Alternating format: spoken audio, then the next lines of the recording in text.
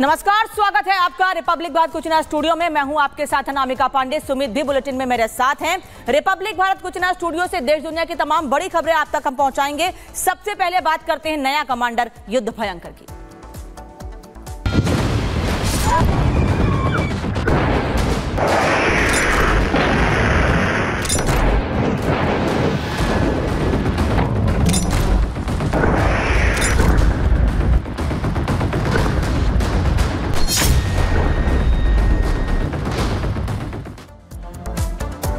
तो नसरल्ला का अंत हो चुका है, लेकिन आगे भी यह लड़ाई लगातार जारी है, क्योंकि आईडीएफ ने कहा है कि हमले नहीं थमने वाले हैं।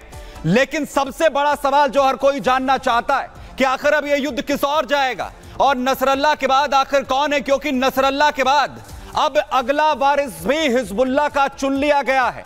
बड़ी खबर सबसे पहले आपको यहां पर बता दूं कि नसरल्ला का वारिस सामने आ गया। बड़ी खबर, हिजबुल्लाह का नया चीफ जिसके नाम का ऐलान कर दिया गया है। नए चीफ का नाम, नए मुखिया के नाम का ऐलान है हाशिम सफीउद्दीन। आतंकी संगठन की कमान हिजबुल्लाह की से सौंप दी गई है।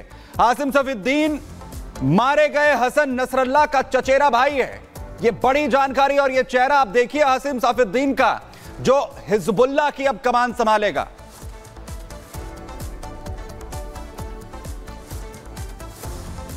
और आपको तस्वीरें दिखा देते हैं। हाशिम सफीउद्दीन जो कि हिजबुल्लाह का नया चीफ बनाया गया है, ये वो शख्स बताया जा रहा है चचेरा भाई है नसरुल्लाह का, जिसे अब कमांड दी गई है हिजबुल्लाह की, जो अब हिजबुल्लाह को गाइड करेगा। जो काम पहले नसरुल्लाह किया करता था, अब वो काम सफीउद्दीन का होगा। यानी सफीउद्दीन अब नए तरीके से हिजबुल्लाह को और मजबूत करने की कोशिश करेगा और इजराइल पर हमले करने के लिए, इजराइल पर आगे बढ़ने की क्या नई रणनीति होगी उस पर बातचीत करेगा। इस शख्स को पहचान लीजिए, यही वो शख्स है हाशिम सफीउद्दीन जो कि हिजबुल्लाह को अब गाइड करेगा, हिजबुल्लाह का नया चीफ होगा और ये नसरुल्लाह का चचेरा भाई बताया जा रहा है। एक और तस्वीर शख्स की आपको दिखा देते हैं।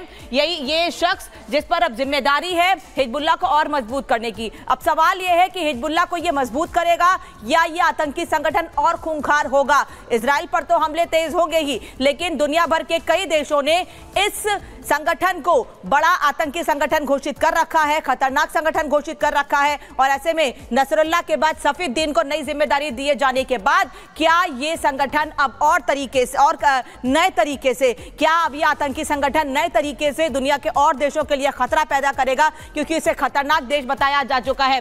हाशिम सफीउद्दीन हिजबुल्लाह का नया चीफ बनाया गया है। इस शख्स को एक बार फिर से आप करीब से देख लीजिए। तो हसन नसरल्लाह के मारे जाने के बाद हिजबुल्लाह को कमान, हिजबुल्लाह की जो कमान है वो दी गई है सफीउद्दीन को। नए नाम का ऐलान यहां पर कर दिया गया है मुखिया के। हाशिम सफीउद्दीन, आतंकी संगठन की कमान इसे सौंपी गई है। नया चीफ है हाशिम सफीउद्दीन को। नसरल्लाह का चचेरा भाई है हाशिम सफीउद्दीन, जो अब हिजबुल्लाह की कमान देखेगा और हिजबुल्लाह का सीनियर लीडर है सफीउद्दीन। लंबे वक्त से हिजबुल्लाह के लिए काम कर रहा है। हिजबुल्लाह का राजनीति से जुड़े हुए जो मामले हैं वो सफीउद्दीन देखता रहा है अभी तक। अब एग्जीक्यूटिव काउंसिल का जो प्रमुख है हाशिम, जिसे जिम्मेदारी दी गई है नए चीफ के तौर पर। जिहादी काउंसिल का चेयरमैन भी है हाशिम। जिहादी काउंसिल को भी यह हेड कर रहा था हिजबुल्लाह की। मिलिट्री ऑपरेशन की प्लानिंग हाशिम की तरफ से की जाती है, जो मिलिट्री ऑपरेशंस को अंजाम दिया जाता है। अमेरिका ने इसे 2017 में ही आतंकी घोषित कर दिया था। 2017 से यह आतंकी लिस्ट में है अमेरिका की, तब से ही लगातार ये टारगेट पर भी है और अब वो हिजबुल्लाह के को हेड करने जा रहा है, उसकी कमान संभालने जा रहा है। तो शख्स जिसको अमेरिका पहले ही आतंकी घोषित कर चुका है, अब वो बड़े आतंकी संगठन को लीड करेगा। यानी जिम्मेदारी होगी कि हिजबुल्लाह को और मजबूत करे, नए तरीके से हिजबुल्लाह सामने आए और दुनिया के और देशों के लिए क्या इसके बाद वो और बड़ा खतरा पैदा कर सकता है सफीउद्दीन के नेतृत्व में। इस रिपोर्ट में देखिए।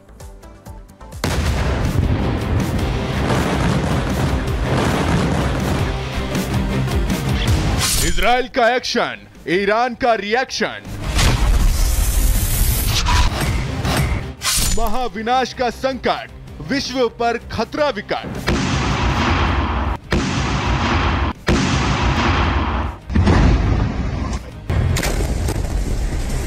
खामनेई का डर, इजराइल का टारगेट बनकर।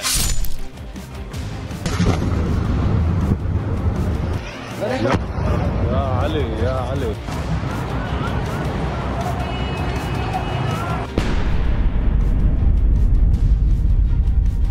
इजराइल ने बंकर में छिपे हिजबुल्लाह चीफ को बंकर समेत उड़ा दिया। इजरायली एयरफोर्स ने 80 टन बारूद नसरल्लाह के ठिकाने में झोंककर अपने दुश्मन को उसके बिल में ही दफन कर दिया। इजराइल ने नसरल्लाह को भयानक मौत देने के साथ ही अपने दुश्मनों के दिल में खौफ भर दिया है। खौफ भी ऐसा कि अब आईडीएफ के डर से ईरान जैसे ताकतवर देश के सर्वोच्च नेता खामनेई भी भीगी बिल्ली बनकर बंकर में छिप गए हैं।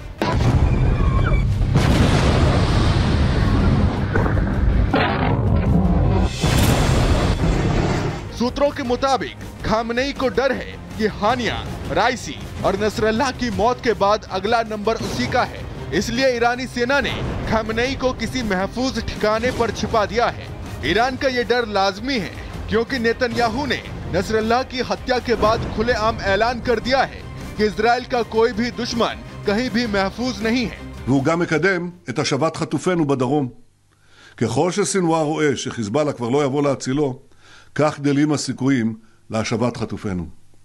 אני מבקש להודות לצה"ל, לחיל האוויר, לאמ"ן, למוסד, לשב"כ, על ההישגים הכבירים, ולא רק אתמול. אזרחי ישראל, יש לנו הישגים גדולים, אבל המלאכה עדיין לא הושלמה. बेशक इजराइल नसरल्लाह की मौत को बड़ी कामयाबी के तौर पर देख रहा है, लेकिन अमेरिका तक ये जानता है कि ये तो सिर्फ दुनिया में महातबाही की शुरुआत है, जिसके अगले पन्ने पर महातबाही की स्क्रिप्ट अब खामनेई लिखेंगे। और इसकी शुरुआत भी हो चुकी है। पिछले 24 घंटों के अंदर यमन, इराक और लेबनान ने जिस तरह से इजराइल पर रॉकेट दागे हैं, खुद नेतन्याहू को भी खतरे का एहसास हो गया होगा। खामनेई ने तमाम खतरे के बावजूद कह दिया है कि ईरान नसरल्लाह की मौत का बदला इजराइल से लेकर रहेगा। नसरल्लाह की मौत से बौखलाए ईरान का आगे का इरादा क्या है, इसका अंदाजा इसी से लगाया जा सकता है कि ईरान ने इजराइल को मुंहतोड़ जवाब देने से पहले अपने एयर डिफेंस सिस्टम को भी एक्टिव कर दिया है और इजराइल पर चढ़ाई की तैयारी का बिगुल फूंकते हुए अपने सैनिकों को सीरिया और लेबनान की तरफ कूच करने की आखिरी तैयारी में जुट गया है।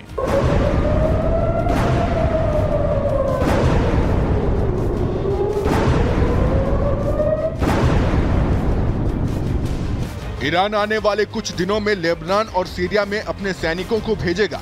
रजिस्ट्रेशन के लिए तैयारी शुरू कर दी गई है और बहुत जल्द इन क्षेत्रों में सैनिकों को तैनात करने की इजाजत मिल जाएगी। हम इजराइल से लड़ाई के लिए 1981 की तरह ही लेबनान में सेना भेज सकते हैं। हालांकि ईरान को भी पता है कि इजराइल बेवजह शोर नहीं मचाता। वो पहले दुश्मनों का सफाया करता है, फिर वो अपने दुश्मनों की मौत की जिम्मेदारी लेता है। यही वजह है कि ईरान की शह पर भले ही यमन, इराक और लेबनान लगातार इजराइल पर बम बरसा रहे हों, लेकिन नेतन्याहू चुप हैं और उनकी यही चुप्पी पूरी दुनिया को दहला रही है। Bureau report, Republic Bharat.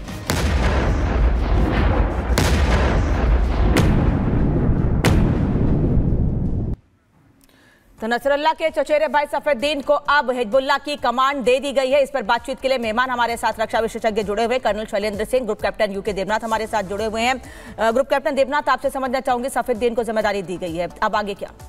जी हाँ, ये समझना पड़ेगा कि सफेद्दीन को जैसे ही कमांड मिली है तो उसके सामने अब सबसे बड़ी समस्या ये है कि हिजबुल्लाह का जो गिरता हुआ मनोबल है उसको कैसे ऊपर उठाए। दूसरी जिम्मेवारी और चैलेंज उसके लिए है कि हिजबुल्लाह का जो बचा खुचा वेपन सिस्टम है, रॉकेट सिस्टम्स, मिसाइल्स है, वो कहाँ कहाँ क्या क्या इन्वेंट्री बची है, उसको अब किस तरह से इजराइल के एयर अटैक से बचा के रखे।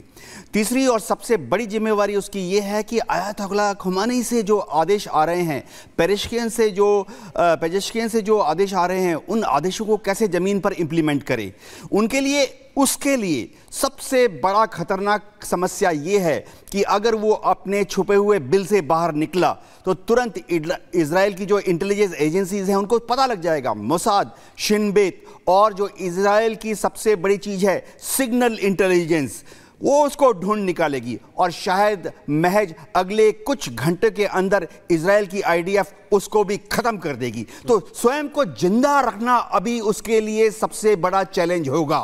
मैं कर्नल शैलेंद्र सर आपसे समझना चाहता हूं, अभी क्योंकि एक बड़ा चैलेंज है कि हिजबुल्लाह खत्म ना हो जाए, जो लड़ाके हैं उनके बीच में जिस तरीके से हालत होगी, क्योंकि जिनका बॉस ही मर गया हो, जिसका नायक मर गया हो जिस सेना का, उसका क्या हाल होता है। पहले होता था कि अगर राजा जो है गिरफ्तार हो गया तो पूरी सेना जो है वो हथियार डाल देती थी। ये सबसे बड़ा चैलेंज है इस वक्त हिजबुल्लाह के सामने। एक तस्वीर हमारी टीम आपको लगातार दिखा रही है स्क्रीन पर, खामनेई से मिल रहा है, खामनेई से मिल रहा है